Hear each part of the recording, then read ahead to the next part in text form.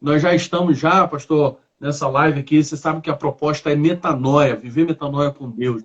E quando a gente fala de metanoia, é mudança de mente, mudança de mentalidade, e quando a gente também fala de metanoia e vai falar de metanoia com Deus, aí as coisas já se tornam mais diferentes ainda, né? São bem diferentes, não é, pastor? Falar um pouco de metanoia, como você foi dito mesmo, é falar um pouco sobre mudança de mente, mudança de atitude, entendeu? Mudança de percepção do ambiente, do que você está vivendo, de como você está vivendo, até porque viver uma mente cauterizada talvez é paralisar um processo de vida que poderia estar evoluindo, poderia estar vivendo uma nova fase, e por você ver o ambiente de uma forma normal ou repetitiva, o que necessita nessa atualidade é exatamente a sequência dessa série de live, que você vai ser muito bem abençoado, que é metanoia. Mude a sua mente, mude a sua concepção, e principalmente tenha a mentalidade de Cristo, tenha uma metanoia em Deus. Isso aí, pastor. E hoje a gente vai estar falando sobre o emocional, né? A gente vai estar tratando sobre sentimentos. E é uma coisa, pastor, que a gente tem essa grande dúvida, né? Eu, pelo menos, já passou, claro, pela minha mente, pela minha cabeça, acredito que passa pela cabeça de muitas pessoas também. Qual a diferença que a gente pode encontrar de sentimentos com o emocional? Como é que eu posso dividir isso, né? Como é que eu consigo administrar essas duas coisas e trazer uma proposta de metanoia com Deus dentro dessas áreas? A realidade, quando a gente vai falar, como o assunto é metanoia na área emocional, nada que mais produtivo do que falar sobre emoções e sentimentos, como foi bem citado aí agora. A gente não vai esgotar o assunto, vamos ser bem claro, bem direto. Eu acho interessante essa divisão e o entendimento dessas duas palavras, porque se distingue.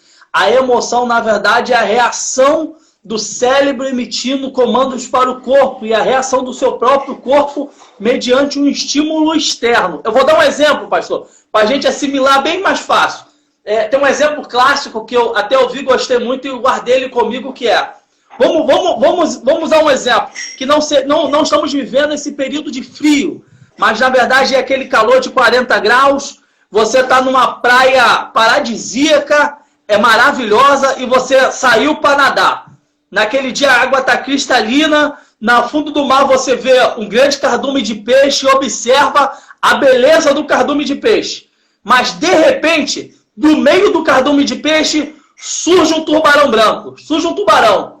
Naquele momento, a reação, o seu cérebro, quando você visualiza o tubarão, o seu cérebro passa a computadorizar, vamos dizer assim, aquele estímulo externo, e ele passa a emitir uma série de comandos para o seu corpo, de redirecionar fluxos sanguíneos, a dilatação de pupila, enrijecimento de músculo. Naquele momento a sua pupila dilata. Você pode ver que pessoas que são submetidas a emoções, principalmente que tendência a medo, a face dela fica branca, porque o corpo redireciona o sangue que é bombeado para algumas áreas que não são tão necessárias naquele momento, e há essa efusão de sentimentos, de movimento. Isso faz parte da emoção. Dá aquele frio na barriga, aquele contrair dos órgãos, isso faz parte da emoção. Sentimento...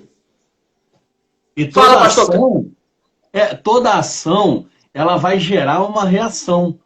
Né? Exatamente. A ação de aparecer um tubarão na tua frente gera uma reação em ti. E o seu corpo reage naquele estímulo externo. Entendeu? Isso é emoção. Isso é emoção. O teu corpo reage mediante a essa emoção.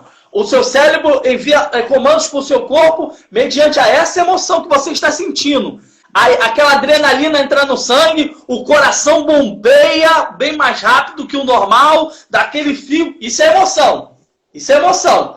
Mas quando a gente começa a entrar em sentimentos, o sentimento é a resposta da emoção, é a interpretação da emoção. É por isso que, mediante a um estímulo externo dessa categoria, como foi dado o exemplo agora, de no meio de um cardume surge um tubarão e você olha e acontece todo esse movimento no seu corpo, do emocional, o sentimento interpreta esse emocional como medo. Aí você sabe por que o rosto ficou pálido, as mãos esfriaram, houve a tremedeira na perna, houve o frio na barriga, tudo esse sentimento, toda essa reação emocional interpreta diretamente como medo. Pastor Hugo Leonardo colocou até aqui, o sentimento é a reação da emoção. Exatamente, homem de Deus. Paz do Senhor, Pastor Hugo. Nosso mentor, Deus te abençoe. Então, na verdade, o sentimento de medo é a interpretação da emoção sentida e a reação desse corpo. Entendeu? Então, a gente tem que entender isso, diretamente, o que é emoção e sentimento. Mas, quando a gente trata de metanoia, de mudança de mente, a gente tem que ser bem claro que metanoia na área emocional é o equilíbrio entre a emoção e a razão. Entendeu? Entre o sentimento e a razão. Tá ali. É esse equilíbrio. Entendeu? Essa balança. E como é que a gente pode fazer, pastor Marcos Paulo, a administração? Como é que a gente consegue organizar? E principalmente, o ponto central da ideia aqui é metanoia com Deus. Como é que eu consigo organizar tudo isso colocando Deus nessa metanoia? Falando sobre... Vou dar um exemplo, vamos dar um texto, para a gente usar um texto bíblico. Eu gosto do livro de Ruth, capítulo 1. Benção. Deixa eu usar aqui, Ruth, capítulo 1. Calma aí que eu estou no meu tipo smartphone e tem vezes que ele trava. Só Jesus na minha vida. Vou ler aqui, Ruth, capítulo... Vai achando, eu vou ler aqui o pastor Hugo, olha só. Por detrás de todo sentimento e das reações estão categorizadas histórias de mudança de mente, dependendo do tempo em que se vive. Inclusive isso daqui, ó, quando fala de categorizar histórias de mudança de mente, quando fala de história, me vem uma palavra, legado, né, pastor Hugo? Vem falar de legado. Já a gente vai falar sobre isso aí, pastor. Tá com fogo aí, pastor Marcos Paulo. Eu estava falando sobre a questão do equilíbrio, né? Do equilíbrio entre emoção e razão, da emoção e sentimento.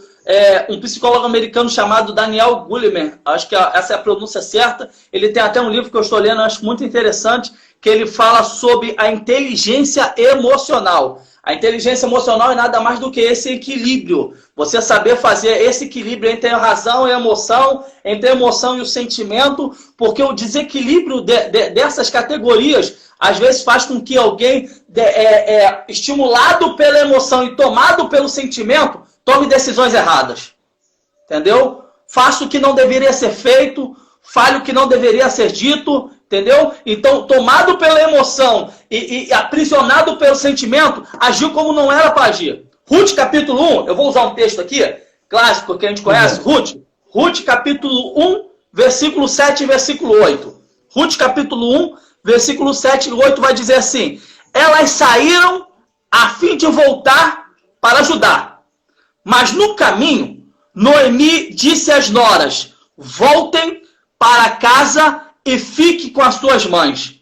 Que o Senhor seja bom para com vocês, assim como foi boas para mim e para os falecidos.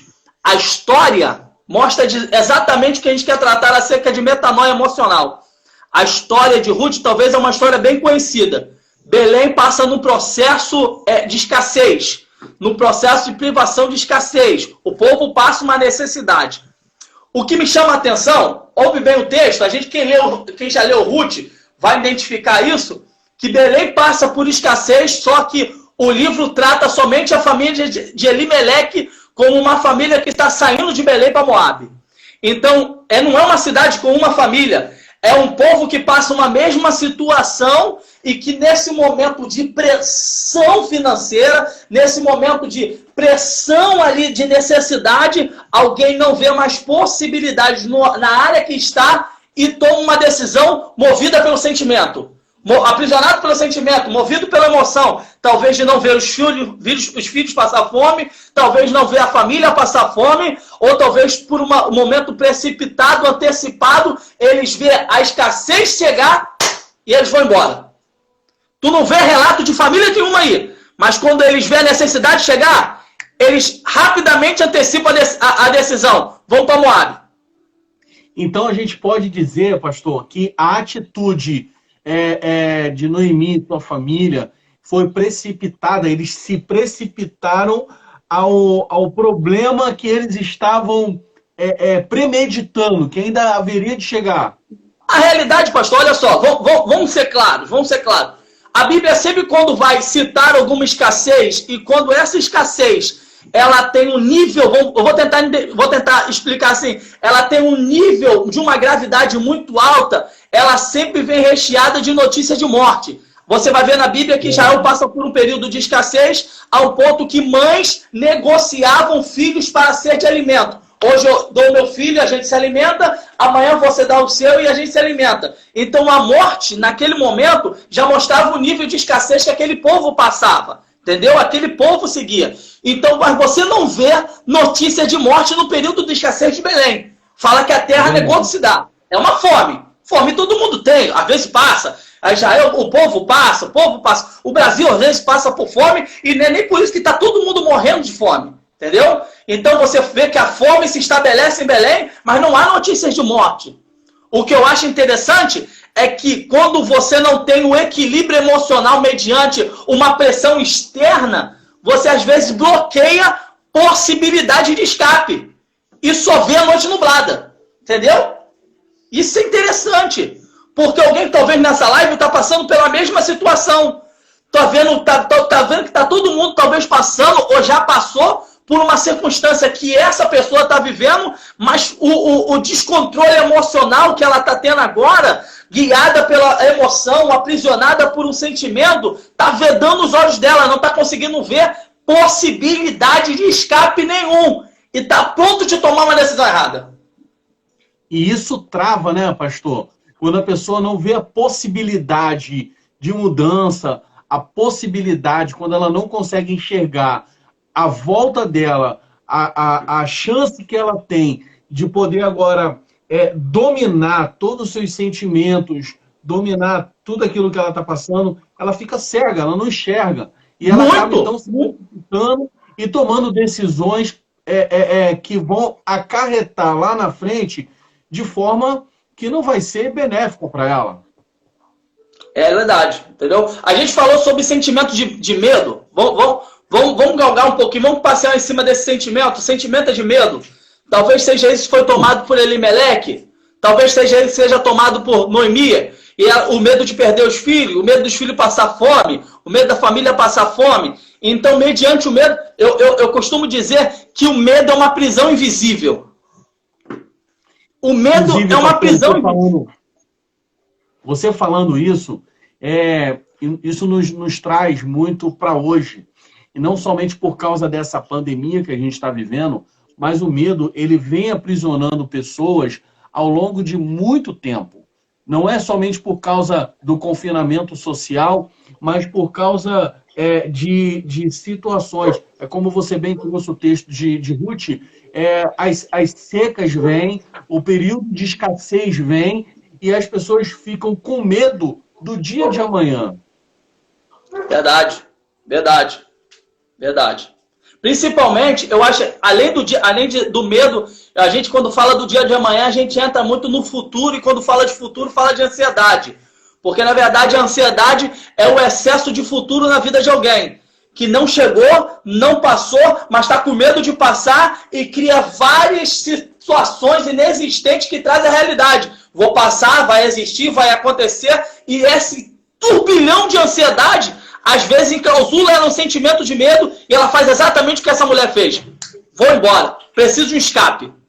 Vou sair, preciso ir embora. Eu acho que pior do que isso é quando, eu não sei, a gente não tem... Agora eu vou te falar no campo da ideia, pastor, me permita falar isso, sem ferir as escrituras. Nossa. Eu não sei qual foi o histórico de Elimeleque e Noemi no processo fome. Entendeu? Eu não sei qual foi o histórico vivido, sofrido em situações antepassadas de escassez. Porque experiências negativas talvez aprisione alguém em experiências vividas no passado. Isso causou uma marca. E agora, quando pode a possibilidade de reviver aquilo, e o medo de reviver gera essa pressão depressiva, e aí você começa a ver, não vai ter jeito, não tem como, e a gente está falando sobre metanoia. E se você não mudar um pouco a sua forma de pensar, você fica preso no passado, aprisionado por um futuro incerto,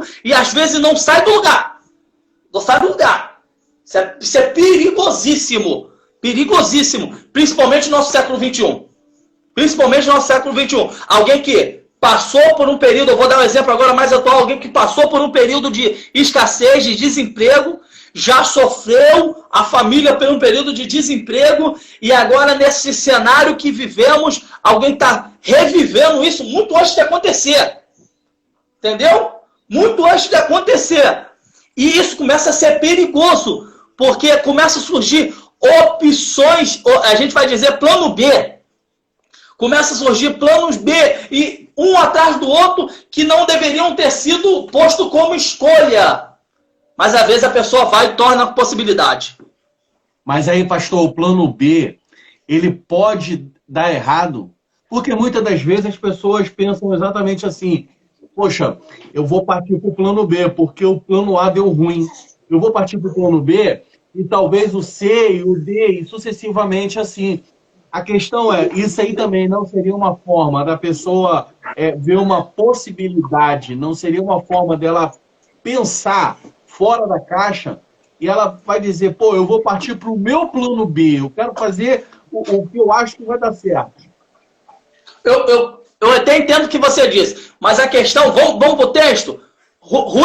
Noemi está saindo de Belém, terra do pão, povo de Deus, e o plano B dela é habitar nos campos de Moabe. Esse foi o plano B dela. Aliás, do esposo dela. Quando o plano B, agora como é uma live cristã, eu vou falar isso aqui. Quando o seu plano B te afasta do centro da vontade do Senhor, tu não anda para frente, tu anda para trás.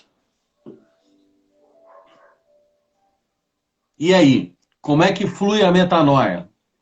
Quando o teu equilíbrio emocional faz com que você veja que o seu plano B, mesmo na sua consciência, no seu subconsciente, você saiba que aquilo ali, uma hora te custará algo caro, porque tu tá saindo do centro da vontade, tu tá saindo do local seguro para habitar uma aventura, para viver uma aventura. Talvez dê certo, entendeu? É o seu plano, talvez dê certo. E por falta desse equilíbrio emocional, você não vê que é melhor você habitar na terra da promessa, é melhor você ficar no campo da zona da obediência do que você tentar se aventurar no local de perigo.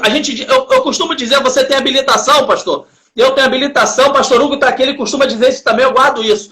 Às vezes a gente toma atalhos na nossa vida, porque quando a gente fica preso a certos sentimentos, aprisionado a certas emoções, somos tendenciosos a tomar atalho. Atalho, pelo menos, tem uma característica quem dirige. Quem pega o curso normal, a lombada tem aviso. A travessia tem semáforo. Entendeu? Todo obstáculo no caminho tem uma certa iluminação. Atalho não. Atalho tu pega, o buraco tá na frente, tu não vê. Só vai saber quando cai. Isso é verdade. Melhor seguir as placas. Eu moro Belfort Roxo City. Um abraço a Belfort Roxo City. E Belfort Roxo é assim, tu tá na caminhada aqui na principal. A principal tem buraco. Aí tu pega um atalho, tu cai numa cratera. Metade do teu carro entra no buraco sem perceber. Se for escuro, é pior. Entendeu? A realidade que a gente está dizendo sobre isso é a sua metanoia, a sua mudança de mente. Isso vai identificar se os seus projetos, a sua meta está muito bem definida, independente dos seus processos vividos. Estou em Belém, vivo em Belém e sobrevivo em Belém. Entendeu? Porque se ninguém morreu, tu não vai morrer. Se ninguém... Calma, o processo vem, o processo passa e ele te amadurece. Mas para amadurecer, primeira coisa, eu preciso ter um equilíbrio emocional. Beleza, mas se eu partir para o plano B, pastor, como o Emelec fez. Vamos lá, aí ela parte. Aí ela parte, pum, vai para Moabe, habita em Moabe, para criar, ter a possibilidade de ficar naquela terra bem, os filhos casam, eles estão ali, tem a possibilidade de viver em Moabe por causa da união entre os filhos que são de Belém com filhas moabitas, estão vivendo durante 10 anos ali. A questão toda é, o primeiro baque chega, porque o que estava dando errado lá atrás, em Belém, agora piora em Moabe. O marido morre. É verdade. Entendeu? O desequilíbrio emocional fez com que eu crie um escape. O que eu não queria é que alguém morresse. O que acontece? Morre. Exatamente. Quer dizer, ela sai de lá casada com o seu esposo, com seus 2 filhos, e quando chega em Moabe, ela perde tudo que ela tinha de mais precioso e o que ela queria guardar. O que ela queria guardar. O que ele, talvez, Elimelec, queria proteger é que não houvesse morte na família. Quando ele chega lá, o que acontece? Morre. Ele morre. Posso dar uma notícia? Eu vou usar uma frase, talvez, do quartel. Alguém já ouviu várias vezes isso. É ruim de falar, mas eu vou citar ela aqui. Nada é tão ruim que não possa piorar. De vez em quando eu uso essa palavra. Eu uso esse jargão. Eu tenho um amigo que está online aqui, o Alex. Eu já falei isso para ele várias vezes. Alex, nada é tão ruim que não possa piorar. E é uma verdade. E eles experimentaram isso. Posso falar uma coisa, pastor? Eu entendo que a falta de metanoia, a falta de transformação de mente, a falta dessa atualização de pensamentos pode me submeter a sequências de perdas. É verdade. E o pior é que quando eu perco e não percebo que é o momento de mudança. Porque se você for ler o texto, Elimelec morre. E o texto diz, e Ruth e os seus filhos viveram mais 10 anos lá. E os filhos morrem. Depois de se casar, 10 anos depois eles morrem. Posso fazer uma pergunta? Quem está assistindo essa live, me desculpa, eu vou fazer essa pergunta e responda para você. O que mais você precisa perder para viver uma metanoia com Deus? Meu Deus. Estou sentindo Deus aqui. Dorme com esse barulho aí, crente. Estou sentindo Deus aqui. Meu Jesus. O que mais você precisa perder para viver uma metanoia? Alguém está vivendo sequências repetitivas de perda, porque tentou ter o escape por meios próprios. E Deus falou, tem equilíbrio. Tem um equilíbrio. Quando tu não está muito aqui, tu está muito aqui. Tem um equilíbrio. Equilíbrio. Meu Deus. Quando o medo não te domina, a depressão te pega. Quando a depressão não te pega, a ansiedade te pega. Tem equilíbrio. A falta de metanoia está fazendo você ficar andando na trilha da caminhada da morte. Não está percebendo. Olha só. E exatamente, pastor, a ansiedade, ela nada mais é também, a gente sabe disso, né? Mas vale a pena a gente falar mais uma vez que a ansiedade é justamente a frustração por algo que ainda nem aconteceu. As pessoas andam ansiosas e preocupadas com coisas que ainda vão acontecer. E Elimelec, ele estava isso. Ele ficou tão ansioso, tão preocupado com o dia de amanhã, né? Que ele se antecipou. Pegou e foi. Antecipou-se, foi para Moabe, achando que as coisas e as promessas de Deus não iam se cumprir na vida dele, na vida da família dele, lá em Belém. E ele se precipita, vai para Moabe, morre os seus filhos, mesmo depois de casado. Porém, um grande detalhe, pastor, que eu observo nesse texto é o seguinte, que os filhos deles morrem sem deixar herdeiros. Olha só, a pessoa... E aí, se o pastor Hugo estiver aqui, pega essa, pastor Hugo, porque a pessoa vai para Moabe, vai para lá, não prospera, além de morrer, não deixa herdeiro, e não deixando herdeiro, ele não deixa legado. E vamos fazer uma comparação, alegoria. Filho é fruto, irmão.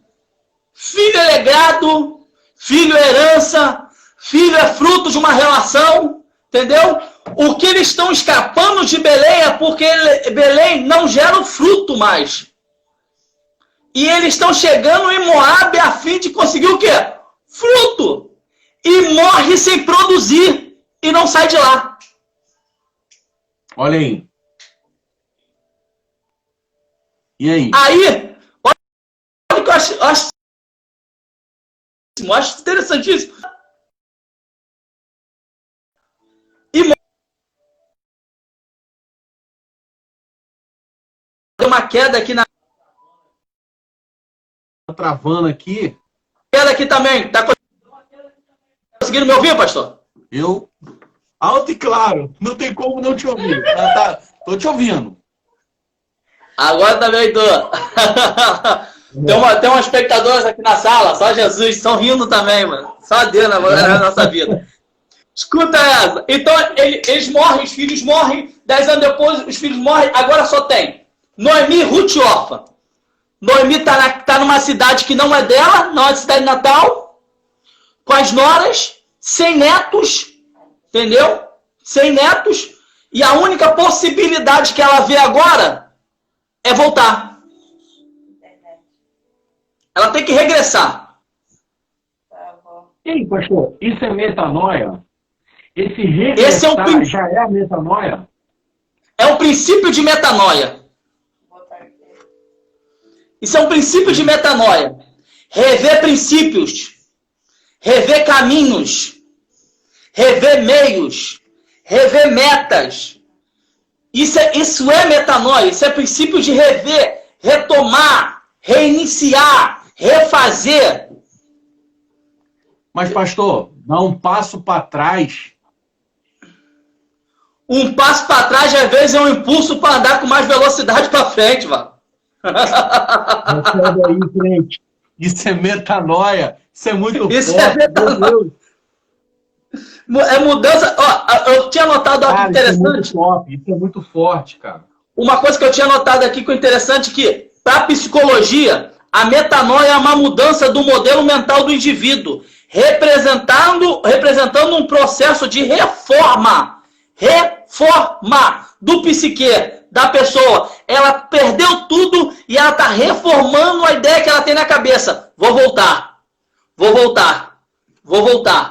Não vou ficar mais aqui. O medo que tinha de acontecer lá, aconteceu aqui. Então é melhor ficar lá mesmo. Entendeu? É melhor ficar. Vou voltar. Agora ela volta com as noras. E aqui eu quero então, a gente precisa conversar.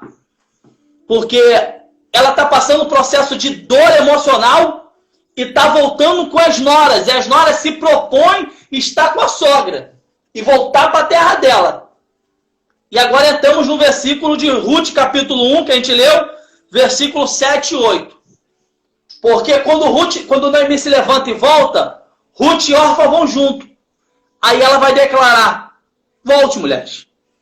Volte, minhas noras. Retorne a família. Que Deus seja bondoso com vocês como foram comigo. E isso é muito interessante. Eu paro para frisar isso aqui. Olha só. Noemi sofre em Belém porque a crise chega. Vai como escape próprio junto com Elimeleque para Moabe e sofre Moabe porque o marido morre.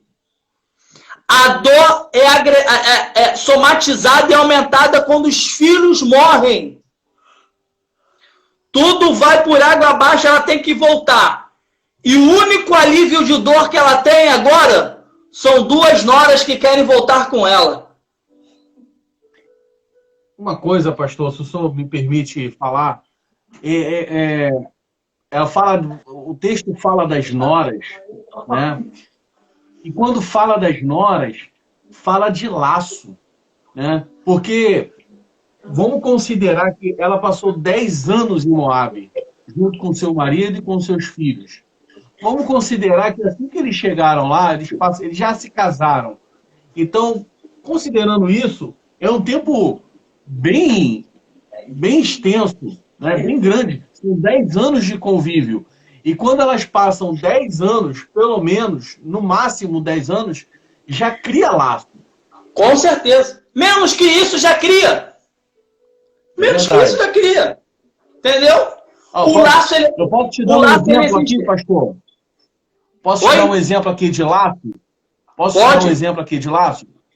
Nós convivemos ali no Ministério Crescendo em Família e lideramos juntos um grupo de jovens. Inclusive, um deles está aqui, que é a Gisele, que ganhou neném recentemente. Né? Deus abençoe, Gisele! E isso tudo, pastor, é um bom exemplo para a gente como a gente cria laços em tão pouco tempo. Passamos ali entre 4 ou 5 anos juntos, né, nesse ministério, e esse convívio todo trouxe um laço de sentimento. Agora você imagina 10 anos.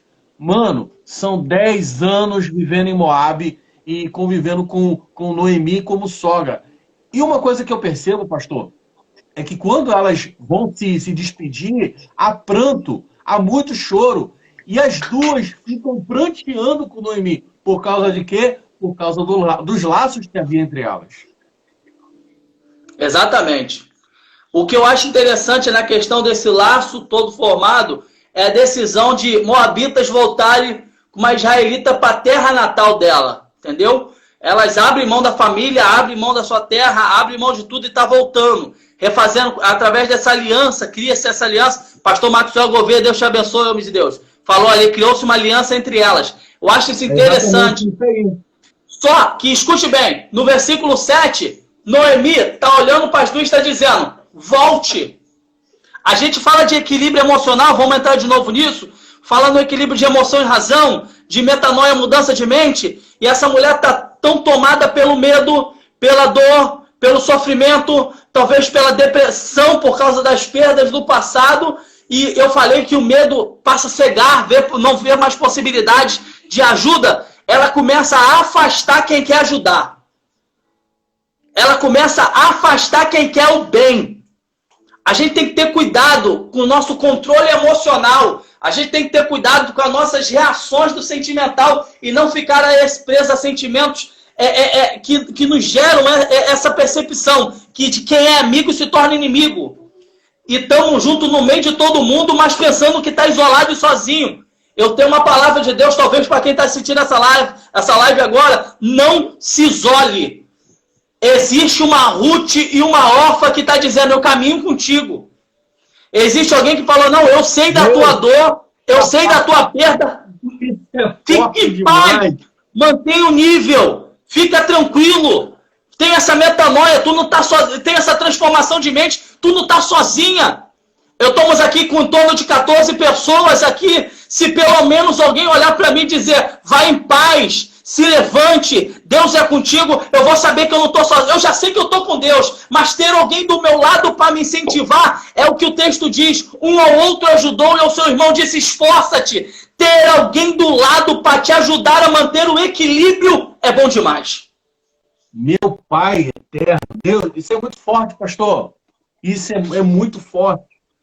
Olha, se tem alguém entendendo essa palavra aqui que você está recebendo, eu quero até dizer para essas pessoas aqui, ó, seja também um agente de Deus. Existem pessoas que ainda precisam ouvir o que vai ser ministrado aqui. Tem um aviãozinho aqui embaixo, compartilha. Enquanto você está ouvindo, você consegue compartilhar com outras pessoas. Pastor, metanoia não é dar um passo para trás. Não é retornar para um estado anterior, não é, pastor? Até porque, quando Ruth, ela retorna para Belém... Noemi! Quando Noemi ela retorna para Belém, ela já volta numa condição totalmente diferente. Não somente ela volta numa condição, como Belém também está em outra condição. Exatamente. Elas estão voltando, escuta só, ela rejeita, ajuda e volta. Aí vamos andar um pouquinho, Orfa vai embora.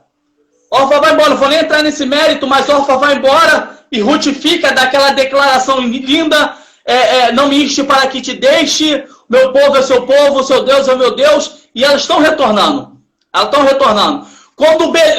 Quando Noemi chega em Belém, ela chega no tempo da cega.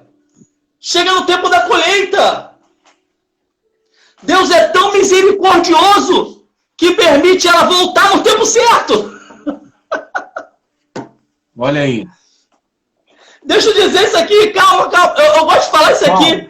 Nunca é um tempo atrasado, é o tempo certo. Entendeu? Não passou o tempo, é o tempo certo. Não, você não está entendendo. Essa é a hora, é o tempo certo. Se tinha um momento de mudar a mente, se tinha um momento de evoluir o pensamento, é o tempo certo, é agora.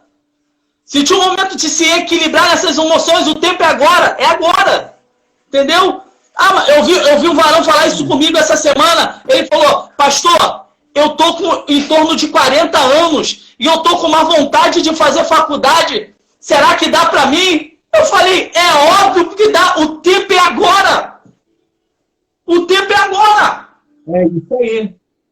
Eu vou usar um texto, pastor, desculpe falar em cima. Eu vou usar um texto que a gente usava muito em Agape Brasil. Jó 22, 28.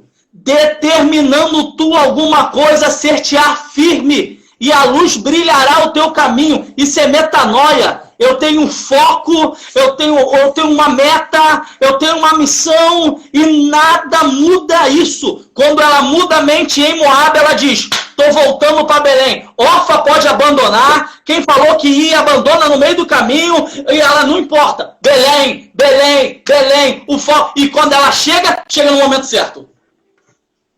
Olha aí. É o momento certo que ela chega, e a gente tem que aproveitar essas oportunidades, pastor. Porque a metanoia também faz com que nós venhamos enxergar as oportunidades que Deus ele dá pra gente. E exatamente. Ela estava recebendo essa oportunidade única para a vida dela. Verdade. Aí, pastor, ela retorna. E quando ela chega, Ruth fala assim, olha que cenário lindo, pastor. Eu acho isso incrível. Capítulo 2, logo embaixo, quando ela retorna, Ruth vira para ela e diz assim, eu vou catar as espigas deixadas pelos trabalhadores nos campos, a fim de se alimentar. Presta atenção, pastor. O tempo de crise está acabando, o tempo da cega está chegando. Aquela mulher não é nem israelita, mas a mudança de mente de Noemi faz com que aquela mulher reaja quando ela chega em Belém e diz, não vou passar fome não. O que é? Eu tenho uma estratégia, vou para o campo. Muda o cenário. Eu tenho uma estratégia, vou colher. Eu tenho uma estratégia, vou tentar. Eu tenho uma estratégia, vou conseguir, vou para o campo. Entenda isso, eu acho isso interessantíssimo. Porque quando eu mudo a minha mente, eu mudo o meu ambiente e mudo todos que estão em volta de mim. Nassaio, meu pai. E olha, vou te falar mais uma coisa, pastor. Acrescentando isso que o senhor está falando. Deus, ele dá estratégias para pessoas, para que ela possa sair do seu lugar de conforto, da sua zona de conforto onde ele está. Deus, ele dá estratégias, ele mostra como fazer, ele mostra onde ir. Basta somente a gente também ter essa percepção, não somente a percepção, mas também a atitude de sair do lugar onde nós estamos, onde a pessoa está, para poder desfrutar, viver e cumprir todas as estratégias que Deus também dá para essas pessoas. E Ruth, ela fez isso. Ela não ficou sentada olhando as nuvens passar, mas ela pensou, quer saber? Vou colher. Posso falar uma coisa aqui, pastor? Abrir um parênteses? Posso abrir um parênteses? Que a gente passou rápido. Noemi, quando volta e chega em Belém, e alguém diz que ela está voltando, ela diz, não me chama de Noemi, não. Me chama de Mara. Por quê? Cheia, fui, vazia, voltei. Ela diz, Mara, amarga, ela muda. Está mudando, querendo mudar a personalidade dela, quem ela é, mediante o processo vivido, e está dizendo, cheia, fui. Cheia de quê se ela saiu num processo de crise? Cheia de quê se ela saiu num processo de... Cheia de quê? Que a solução era o escape de Belém para Moab. Aí ela começa a valorizar o passado vivido. E está dizendo que o momento agora atual é pior, é horrível, é desgraçoso. Eu posso dizer algo para quem está ouvindo essa live, pelo amor de Deus, se der, anota isso. Quebre pontes que te ligam ao passado. Viva o presente, o passado vive no passado.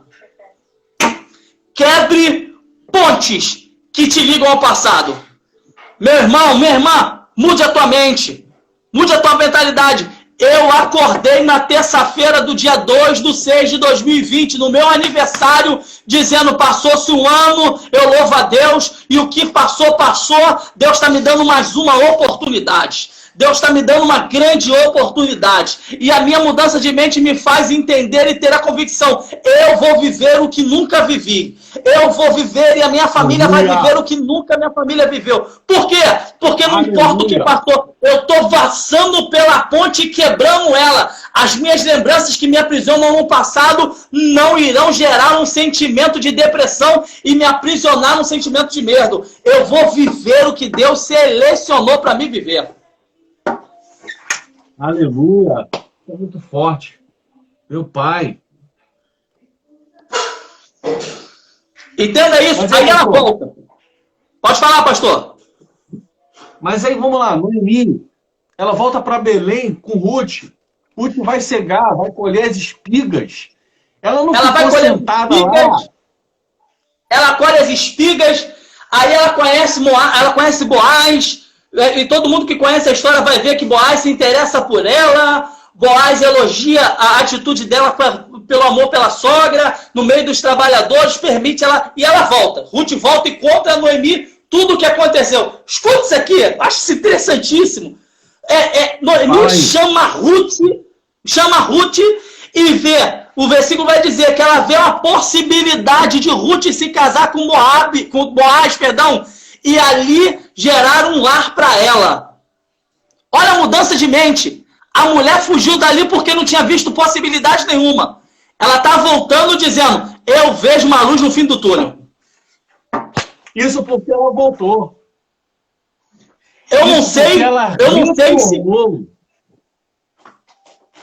sei se você está entendendo, mas eu aprendo com meus processos de perda. Eu aprendo com meus processos de dores a ver possibilidades aonde não havia possibilidade. Isso muda a minha mente, isso é metanoia. É mudança de mente. Aonde não havia possibilidade, quando eu olhei com uma outra visão, eu fiz uma releitura do local, ela está olhando e está dizendo, você pode ter um lar aqui. Eu e você podemos ser felizes novamente. Eu vou ser feliz novamente nessa terra e você pode ser feliz nessa terra. Está havendo uma possibilidade no lugar onde primeiro ela escapou porque não tinha opção para viver. E ela olha e diz, tu pode ser feliz. Escuta isso aqui, eu acho interessantíssimo. Interessantíssimo. Aí ela cria uma estratégia, porque no começo, quem é influenciada pela mudança de mentalidade é Ruth. Ruth cria a estratégia de pegar a espiga. Quando volta, conta para Noemi. Noemi cria uma estratégia de fazer com que Ruth se apresente para Boaz. Aí ela vai contar sobre a história para que Ruth se apresente a Boaz na madrugada, se sente aos pés dele, espere ele. Olha isso, pastor, como é bonito. No período que viveu de crise e de dor, o luto não aprisionou a ação, a reação dessa mulher no campo da possibilidade. Ela chora, ela sofre, mas quando a possibilidade aparece, ela agarra. Meu Deus, isso tudo, pastor, só porque ela tomou uma simples decisão. Porém, eu vejo essa decisão de retornar uma decisão muito difícil, pastor, porque muitas pessoas, olha o que eu vou trazer agora, hein? Existem muitas pessoas que precisam retornar, mas elas não retornam por causa do orgulho. E o orgulho não permite com que ela venha viver uma metanoia com Deus e experimentar novas experiências, coisas que elas jamais imaginavam de viver. Mas isso tudo sabe por causa de quê? Por causa do orgulho que não permite com que ela venha ter uma metanoia. Meu irmão, precisa ter mudança de mente, dar um passo para trás, como já foi dito aqui. Não é retornar, não é somente voltar. Muitas das vezes é simplesmente dar um passo para que você possa tomar impulso para dar um salto maior ainda. Eu costumo dizer, tu falou um negócio interessante, é que às vezes a gente tem que quebrar barreiras de orgulho, retornar em lugares talvez que a gente foi humilhado, retornar em lugares que talvez fomos decepcionados. E tem uma frase que eu guardo e eu gosto muito, que é: no teu lugar de teste, o seu lugar de teste será seu lugar de testemunho. Seu lugar de teste será o seu lugar de testemunho. Só vive isso quem muda a mente. Só vive pastor, isso profundamente. Me permita acrescentar mais uma coisinha. Fica ligado na hora aí, porque eu estou sem relógio aqui, fica ligado na hora. Faltam 8 minutos, eu acho. 8 minutos. Não somente retornar para o lugar da onde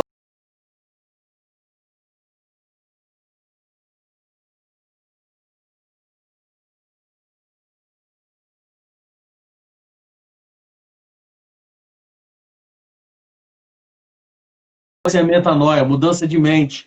E mudança de mente com Deus, a gente vai ter novas experiências totalmente diferentes. Pastor, e aí? Ruth foi e ela colheu, ouviu as instruções de Noemi. Ruth casa. Ruth casa e a gente já vai caminhando para o final. Ruth tem um filho. Aí agora eu encerro aqui que eu acho isso lindo, porque esse é o resultado da mudança de atitude de mente. Capítulo 4, versículo 17. Ruth tem um filho e as mulheres pegam o menino e dizem a Noemi, o filho de Ruth é chamado filho de Noemi. O filho de Ruth é chamado filho de Noemi. Eu acho isso interessantíssimo, homem de Deus. Porque quando ela parte para Moabe, os filhos morrem. E ela vai dizer para as noras, eu não tenho mais possibilidade de gerar filhos. Quando ela volta para o campus de Belém e muda a mentalidade, a estratégia, refaz, reage, tenta de novo, há uma releitura, ela tem a possibilidade de viver um sentimento de mãe, porque alguém disse, é teu filho, o filho dela é teu filho. Ela consegue viver, receber o que era impossível ter novamente. O que eu quero dizer, isso para quem está ouvindo essa live, já está quase acabando, é que quando eu mudo a minha mentalidade, quando eu tenho o equilíbrio das minhas emoções, quando eu não deixo ser levado e seja dominado pelos meus sentimentos, a fim de tomar uma atitude errada, a fim de viver um processo dolorido, consequente, repetitivo, entenda isso aqui, eu não sei o que tu perdeu, mas a metanoia, a mudança de mente, me possibilita viver algo que eu perdi e parecia impossível viver de novo. Deus é Deus de restituição. Aleluia! Glória! Meu Deus do céu! Deus é Deus de restituição sobre a nossa vida. Aleluia. Eu quero deixar essa live de metanoia, isso aqui, eu não sei, deixa eu falar isso aqui, eu não sei quem está assistindo ou quem alcança e vai estar a nossa voz, mas uma coisa é, o momento é agora. Tenta outra vez, o momento é agora, muda a cabeça. Agora, hein? Quebra a corrente do empecilho, do impedimento, do medo, entendeu? Quebra aí, arranca do peito a sensação de depressão, a corrente da ansiedade, levanta e tenta outra vez. Tenta outra vez. Meu Deus. Isso é muito forte, pastor. Quando a gente consegue quebrar essas barreiras, vê aí quanto tempo falta, mas quando o negócio começa a fluir, o tempo vai acabando. Mas não tem problema. Quando a gente começa a entender e a começar a viver, experimentar a metanoia que Deus tem pra gente, cara, a gente começa a viver experiências que nós jamais imaginávamos de viver. Aonde que Ruth, ela poderia ter o pensamento que ela poderia imaginar que viveria isso. Mas quando nós entregamos na mão de Deus, nós confiamos também no Senhor, né? Vamos partir desse princípio também de confiança em Deus, mas crendo que as possibilidades que Deus dá pra gente de mudança, de metanoia, cara, tá na nossa frente. A gente só precisa tomar atitude, se levantar, colher espigas e ouvir, isso é importante, ouvir sempre o que outras pessoas têm para nos dizer. Porque Noemi, ela deu a instrução para Ruth, e Ruth foi uma grande abençoadora também na vida de Noemi. Isso é verdade. Então, principalmente isso aqui, valorize pessoas que querem te levar a lugares que você nunca chegou. Valorize pessoas que querem caminhar uma milha contigo. Valorize, tem essa metanoia. Valorize pessoas que querem caminhar junto contigo no teu luto para ver o dia raiar de alegria novamente sobre a tua vida. Valoriza isso. Aleluia. Entendeu? Posso falar algo rápido aqui?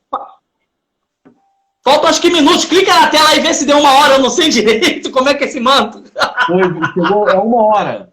Chegou, a gente abriu 21, 22 e 1. Então calma aí. Vou só encerrar. Só para resumir.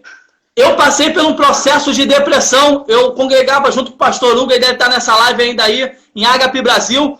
E esse processo de depressão na minha vida, envolvendo financeiro, envolvendo ministerial, foi terrível, terrível. Houve noites que eu acordei pensando que alguém estava dentro da minha casa me chamando. Houve noites que eu acordei vomitando dentro do meu banheiro, não saindo nada da boca, com ânsia de vômito, acelerando o coração. Pensei que ia infartar. Minha esposa várias vezes me deu alguns remédios para tentar me acalmar. E eu passei um processo de depressão terrível, terrível, terrível. Principalmente pelo vivido através do processo de escassez. Naquele momento houve um desnível entre a emoção e a razão, e eu sofri por causa disso.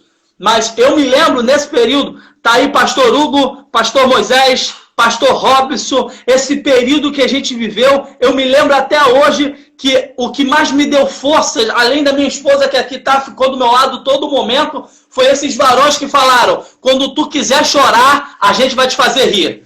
Quando tu quiser se isolar, a gente vai chegar na tua casa de surpresa. Quando tu pensar em não querer falar com ninguém, a gente vai puxar assunto mesmo que tu estiver calado. É o que me fez rir no meu luto, entendeu? Eu gosto de um texto lindo, Hebreus 11:34, quem está em casa depois lê, que vai dizer: arrancou força da fraqueza e se tornou poderosos na batalha. Na minha fraqueza eles viram força e falou: vou te ajudar a arrancar força daí. Vou te ajudar a arrancar força do teu luto. Tu vai mudar esse cenário. E isso me fez viver. Isso me fez reviver. Mudar a minha mentalidade e dizer: eu vou tentar outra vez. Eu vou tentar de novo. Então deixa eu deixar rapidinho isso aqui para quem ouve essa live e quer ter alcance dessa live.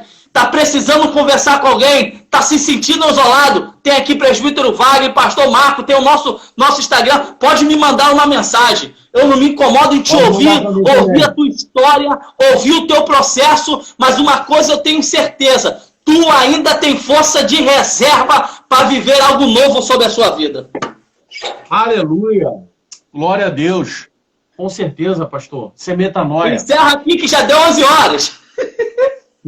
Viver metanoia com Deus. Irmãos, você que está conosco, eu quero dizer para você que essa palavra foi direcionada para você. Terça-feira que vem a gente vai estar de volta aqui às 22 horas. Quem vai estar conosco, pastor Marcos, vai ser pastor Davi Passos, da Assembleia de Deus de Madureira. Ele vai estar conosco também. Sabe qual vai ser o tema? Metanoia vai ser tratada também na fé. Existem pessoas que estão com a fé dela que precisam ser mudadas. A mentalidade dela, precisa mudar. E o pastor Davi Passos vai estar com a gente. Quem está conosco também nessa live é o pastor Lio. O pastor Lio está lá em Recife. Homem de Deus! Vou estar com esse varão daqui a 2 semanas. Ele também vai estar numa live também com a gente, também falando de metanoia. Pastor Alan Santos também, da ADEG, também vai estar conosco. Pastor Hugo também vai estar conosco também, uma metanoia também. Então, em nome de Jesus, toda terça-feira eu quero convidar você a estar conosco aqui às 22 horas. Em nome do Senhor Jesus. Pega o nosso Instagram aí, @Wagner Silva 2607 e vem estar conosco aqui todas as terças-feiras, em nome de Jesus. Pastor Marcos Paulo, muito obrigado pela sua presença, por essa palavra tão abençoada. Mais uma vez, um feliz aniversário para você. Que Deus te abençoe. Eu vou aí comer bolo, hein? Eu quero bolo. Pode vir que tem, mano. Vem que tem. Tá acabando. 24 segundos. Amém, meus queridos? Fica na paz do Senhor Jesus. Até a próxima terça-feira, vivendo uma metanoia com Deus. Pega essa palavra e aplica na tua vida, em nome de Jesus. Experimenta o novo de Deus, para que o nome dele seja glorificado em você. Amém? Deus te abençoe. Fica na paz. Fica na paz, homem de Deus. Paz do Senhor, povo.